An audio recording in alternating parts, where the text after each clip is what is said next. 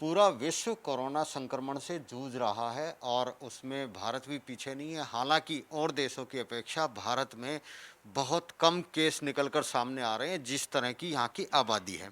और हरियाणा की अगर बात करें तो पूरे देश में हरियाणा में भी काफ़ी कम केस निकले हैं और रोहतक पीजीआई में ज़्यादातर मरीजों का इलाज हुआ है और बहुत से मरीज ठीक होकर जा चुके हैं। अब एक आशा की उम्मीद जगी है प्लाज्मा थेरेपी। उसको अलग-अलग देशों में अपनाने का भी काम चल रहा है और भारत में भी इसका प्रयोग किया गया है। रोहतक पीजीआई के निदेशक डॉक्टर रोहताश यादव हमारे साथ हैं, उनसे बात करते हैं। सर, इस प्लाज्मा थेरेपी को कितना कारगर माने हम? देखिए, प्लाज्मा थेरेपी का मैं पहले ही विस्तार से बताने से पहले ये बता दूं कि प्लाज्मा एक ब्लड का एक हिस्सा होता है। ब्लड के अंदर दो हिस्से होते हैं, एक लिक्विड पार्ट होता है, दूसरा सॉलिड पार्ट होता है, जिसमें हम सेल्स कहते हैं, आरबीसी होते हैं, रेड ब्लड सेल होते हैं, वाइट ब्लड सेल होते हैं, प्लेटलेट्स होते हैं। तो अगर हम इनको ब्लड में से इन सेल्स को निकाल दें तो जो बाकी हिस्सा तरल पदार्थ टाइप का बचता है, उसमें कुछ थोड़ा सा सॉलिड भी होता है, उसको हम प्लाज्मा कहते हैं। तो ये प्लाज्मा जो आप अखबार में पढ़ रहे हो या जिसका दिल्ली में आपने सुना होगा कि इलाज किया गया है इसकी थेरेपी के द्वारा, ये प्लाज्मा उन पेशेंट्स का लिया जाता है जिनको ये संक्रमण हुआ होता है और वो ठीक हो गए होते हैं। एक्चुअली ये वायरस जो होती है, इस डिजीज़ के इसके लिए कोई ऐसी मेडिसिन तो है नहीं जो डायरेक्ट इसको हिट कर सके। ये सेल्फ हीलिंग डिजीज़ होती है। जब वो बॉडी के अंदर चली जाती है तो इस शरीर इसके अगेंस्ट एंटीबॉडीज़ पैदा करता है। जो एंटीबॉडीज़ जब पैदा हो जाती हैं, डिपेंडिंग अपॉन कि उसकी बॉडी की कैपेसिटी कितनी है, अगर बॉडी में काफ़ी मात्रा में एंटीबॉडीज़ पैदा हो जाती हैं तो ये उस वायरस को मार देती हैं और मरीज़ ठीक हो जाता है। ये न केवल इसमें है, बाकी इबोला वगैरह हुई, H1N1 वायरस हुई, उसमें भी ये थेरेपी दी गई थी, क्योंकि ये एक तरह की पेसिव इम्यूनिटी है। दो तरह की इम्यूनिटी होती है, एक एक्टिव इम्यूनिटी और एक पेसिव इम्यूनिटी। अगर आपने सुना होगा किसी को अगर पागल कुत्ता खा जाता है तो उसमें हम इंजेक्शन लगाते हैं, जिसको कहते हैं कि एंटी रेबिक वैक्सीन कहते हैं। दूसरा क्या होता है, इससे जो इम्यूनिटी पैदा होगी उसको एक्टिव इम्यूनिटी होगी। परंतु कई बार क्या होता है कि पेशेंट कुत्ते ने इतना ज़्यादा खा दिया होता है, सीरियसनेस इतनी तरह की हो जाती है कि कहीं इसको जो इसकी ये जो वायरस है ये दिमाग के अंदर पहुंच गई तो इसका बचना मुश्किल होगा। तो ऐसे केसेस में हम साथ में एक इंजेक्शन और लगाते हैं, जिसको हम इम्यूनोग्लोबिन्स कहते हैं, इम्यूनोग्लोबिन थेरेपी कहते हैं। तो एक तरह से ये इम्यूनोग्लोबिन थेरेपी टाइप है, जिसको हम पेसिव इम्यूनाइजेशन कह सकते हैं, पेसिव थेरेपी कह सकते हैं, क्योंकि ये प्लाज्मा उस पेशेंट का लिया हुआ है जिसको संक्रमण हुआ था और उसको जो ठीक होगा। इसका मतलब उसके अंदर ऐसी एंटीबॉडीज बन गई हैं जो इन कोशिका जो ये वायरस है इससे लड़ सकती है। तो ये परंतु ये थेरेपी केवल उन लोगों में दी जाती है जो पेशेंट बहुत सीरियस होते हैं, वेंटिलेटर पर होते हैं, जिनके लगता है कि अगर इस कोई ना कोई इलाज कुछ नहीं किया गया तो उनके बचने के चांसेस ना के बराबर होंगे। तो ये आम पेशेंट में, जिसमें एक मान लो सपोज करो एक पेशेंट है को पॉजिटिव निकल आया है, हमने उसको आइसोलेशन में रख दिया है, उनको हमने अलग वार्ड में कर दिया है, तो ऐसे पेशेंट में इसका ज़्यादा रोल नहीं है, क्योंकि ये पेशेंट तो अपने आप ही उसके अंदर शरीर में क्षमता होगी तो एंटीबॉडीज अपने आप ही पैदा हो जाएंगी। वो time in due course of time ये एंटीबॉडीज़ पैदा हो जाती हैं और ये एंटीबॉडीज़ फिर उस वायरस को मार देती हैं और इस तरह वो मरीज़ ठीक हो जाता है। डॉक्टर साहब, क्या हमें अपने इस पीजीआई रोहतक में भी ऐसी ज़रूरत पड़ी है अभी तक? ऐसे अभी तक हमें ज़रूरत इसलिए नहीं पड़ी कि हम काफ़ी फॉर्चुनेट हैं कि हमारे पास जितने भी मरीज़ आए हैं अब तक वो सब ठीक हो गए हैं। आज के दिन हमारे पास कोई भी पेशेंट ऐसा नहीं है जो पॉजिटिव हो और जिसका इलाज चल रहा हो। ये जैसा कि मैंने बताया कि इसकी ज़रूरत तभी पड़ती है कि जब पेशेंट कोई सीरियस हुआ हो या वेंटिलेटर पर उसको ले जाने की ज़रूरत पड़ी हो, और हम भाग्यशाली थे कि हमारे पास कोई भी ऐसा पेशेंट नहीं आया जो कोरोना पॉजिटिव था और उसको वेंटिलेटर पर डालना पड़ा हो। तो डॉक्टर साहब, अगर भविष्य में ज़रूरत पड़ती है तो क्या रोहतक पीजीआई प्लाज्मा थेरेपी के लिए पूरी तरीके से तैयार है? जी हाँ, हमारे पास मशीन है जिसको सेल सेपरेटर बोलते हैं। हमारा ब्लड बैंक है, काफ़ी मॉडर्न ब्लड बैंक है, और हमारे इस ब्लड बैंक के अंदर जो ब्लड कलेक्शन है वो एक रिकॉर्ड नंबर है। लगभग 45,000 के करीब ब्लड डोनेशन हमारे पास हर साल होते हैं, जो पीजीआई चंडीगढ़ से भी ज़्यादा है, हमारा नंबर 1 पे है। तो हमारे पास ये मशीन भी है, हमारे पास ब्लड डोनर्स भी हैं, और इसमें जो पेशेंट्स ठीक हो गए होंगे उनसे हम प्लाज्मा लेकर इस मशीन में ब्लड लेते हैं। उसमें सेल सेपरेटर की मशीन का नाम सेल सेपरेटर है, तो उसमें प्लाज्मा को अलग करके अगर ज़रूरत पड़ी तो हम ये थेरेपी करने के लिए तैयार हैं। एक डॉक्टर साहब, क्योंकि लोगों के अंदर ये तो भय है ही, इलाज नहीं है और डर रहे हैं लोग, लेकिन रोहतक पीजीआई का सक्सेस रेट काफ़ी हद तक इसमें बहुत अच्छा रहा है। आखिर क्या कारण रहे हैं कि हम रोहतक पीजीआई का सक्सेस रेट इतना अच्छा रहा?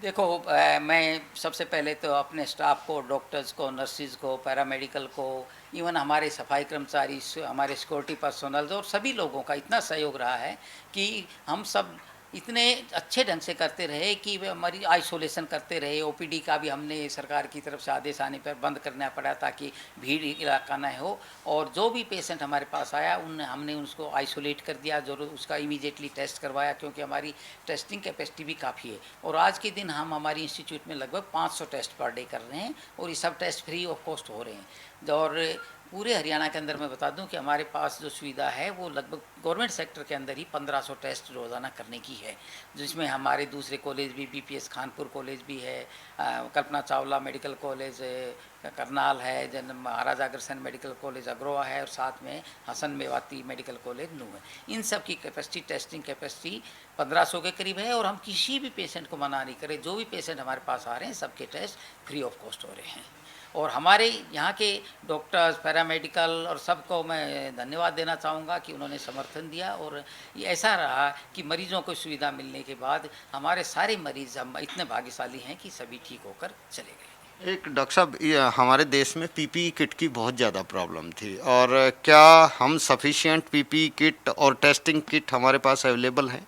जी हाँ, हमारे पास है केवल पीपीई किट ही नहीं, कि हमारे दूसरे जो 3 लेयर मास्क जो आपने पहना हुआ है, दूसरा हम N95 मास्क बोलते हैं, और दूसरी भी जो जैसे 4 लेयर मास्क भी होता है, फिर पीपीई किट होता है, दूसरी बाकी सैनिटाइजर्स वगैरह भी हैं। ये हमारे पास काफ़ी पर्याप्त मात्रा में हैं। सरकार ने हमें सब उपलब्ध करा रखे हैं, और हमारी इंस्टीट्यूट को भी सरकार ने ऑथोराइज किया गया है कि आप सारे मेडिकल कॉलेजों के लिए, बल्कि पीजीआईएमएस को, हमारी यूनिवर्सिटी ऑफ हेल्थ साइंसेज को ऑथोराइज किया है सरकार ने कि आप ज़रूरत पड़ने पर अपना सामान आप खरीद सकते हो, और सरकार आपको पर्याप्त मात्रा में धन देगी इस चीज़ के लिए।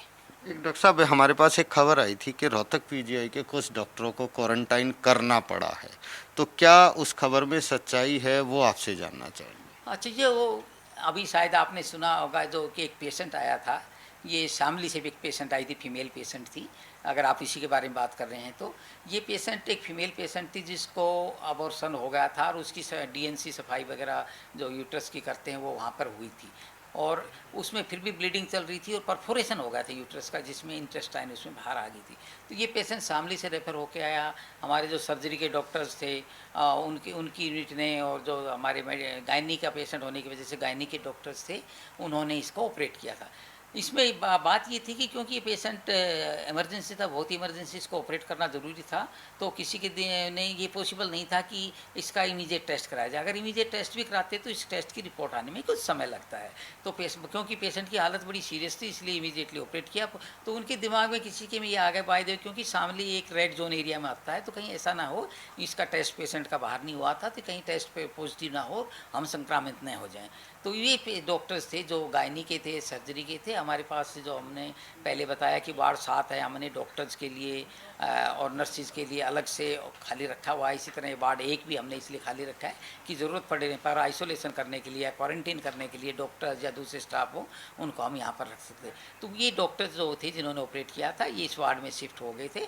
अब हमने इसका टेस्ट कराया, टेस्ट बिल्कुल नेगेटिव निकला है। इसके साथ ही साथ मैं एक और बता दूं कि 2 पेशेंट और गायनी में आए थे जो वो भी नेगेटिव निकले, और उसकी वजह से अब सभी में खुश प्रसन्नता है कि किसी को भी इन्फेक्शन नहीं हुआ है। और इन सब डॉक्टर्स ने, मैंने अभी जो सर्जरी वाले डॉक्टर थे, जिनकी यूनिट के डॉक्टर्स थे, मैंने अभी पूछा है कि उन डॉक्टर्स ने अब ड्यूटी भी ज्वाइन कर ली है। एक डॉक्टर साहब, आज एक खबर आई है कि एक प्राइवेट लैब को कोविड-19 के टेस्ट की परमिशन दी गई थी, लेकिन उसके टेस्ट में और हमारे यहाँ जो टेस्ट होते हैं भिन्नता आ रही है। वो पॉजिटिव रिपोर्ट दे रहे थे 4 मरीजों की, जबकि बाकी नेगेटिव रिपोर्ट आई है, और स्वास्थ्य मंत्री ने उस लैब से टेस्ट कराने के लिए मना कर दिया। तो ये कहाँ पे कमियाँ रह जाती हैं? एक्चुअली स्टार्टिंग में जो सबसे पहले हुआ था हमारी इंस्टीट्यूट के भी में भी जो पेशेंट आते थे, हमने सबसे पहले दिन से जब ये आया तो हमने वायरोलॉजी लैब जो पूना की है, जो एक इंस्टीट्यूट है ICMR, Indian council of medical research, जो ऑल इंडिया इंस्टीट्यूट के साथ में लगता है, इसका कैंपस है जो रिंग रोड पे है। ये एक सेंट्रल गवर्नमेंट की एक इंस्टीट्यूशन है जो रिसर्च के लिए खासतौर से इसमें जो वायरल की है लैब वगैरह इस्टेब्लिश करती है। हमारे इंस्टीट्यूट में भी इस इंस्टीट्यूट की हेल्प से लैब इस्टेब्लिश हुई है, जिसमें उन्होंने हमें आर्थिक सहायता भी दी गई है, और जो अब हमारे पास किट्स भी आ रहे हैं वो हमें फ्री ऑफ कॉस्ट दिए जा रहे हैं। इसलिए हम सब मरीजों के टेस्ट फ्री ऑफ कॉस्ट करते हैं। अब स्टार्टिंग में पहले हमें कुछ दिन, 1-2 दिन तक हमने पूना भेजे थे, फिर हमारे पास ये सुविधा खुद उपलब्ध होगी, उसके बाद से हमने ये टेस्ट अपनी इंस्टीट्यूट में ही, माइक्रोबायोलॉजी डिपार्टमेंट में है, वायरोलॉजी लैब है, उसमें करने शुरू की दिए। तो सबसे पहले सरकार ने केवल गवर्नमेंट इंस्टीट्यूशंस को इसके लिए ऑथोराइज किया था। सबसे पहले PGI हुई थी, उसके बाद ये खानपुर मेडिकल कॉलेज BPS को किया गया था। उसके बाद अब 3 और कॉलेज हैं जो गवर्नमेंट के हैं या गवर्नमेंट एडिड हैं, जैसे कल्पना चावला मेडिकल कॉलेज करनाल है, हसन मेवाती मेडिकल कॉलेज नू है, और जो महाराजा अग्रसेन मेडिकल कॉलेज अग्रवा है, इनको भी ऑथोराइज कर दिया गया। बाद में सरकार ने कुछ प्राइवेट जो लैब्स हैं उनको किया गया था, जिसमें जैसा कि आप कह रहे हैं उनमें कुछ विभिन्नता पाई गई कि उनमें उनकी जो रिपोर्ट थी वो एक्यूरेट नहीं पाई गई, जिसकी वजह से शायद सरकार ने उनका कर दिया गया हो। परंतु हमारी इंस्टीट्यूट में जो लैब होती है उसको पक्का समझा जाता है। तो ये थे रोहतक PGI के निदेशक डॉक्टर रोहतास कुमार यादव। इनका साफ तौर पर ये कहना है कि जो कोविड-19 का पेशेंट क्रिटिकल पोजीशन में वेंटिलेटर तक पहुंच जाता है, प्लाज्मा थेरेपी उसमें सक्सेस है, और ऐसा दिल्ली में हुआ है, और रोहतक PGI भी इसके लिए तैयार है, क्योंकि उनके पास सभी मशीनें रोहतक PGI में उपलब्ध हैं। और ये राहत की बात है कि रोहतक PGI में अभी तक इनको प्लाज्मा थेरेपी करने की ज़रूरत नहीं पड़ी है, और शायद भगवान ने इनका सहयोग किया और इनकी मेहनत, यहाँ पर जितने पेशेंट आए हैं उनमें से ज़्यादातर पेशेंट ठीक हो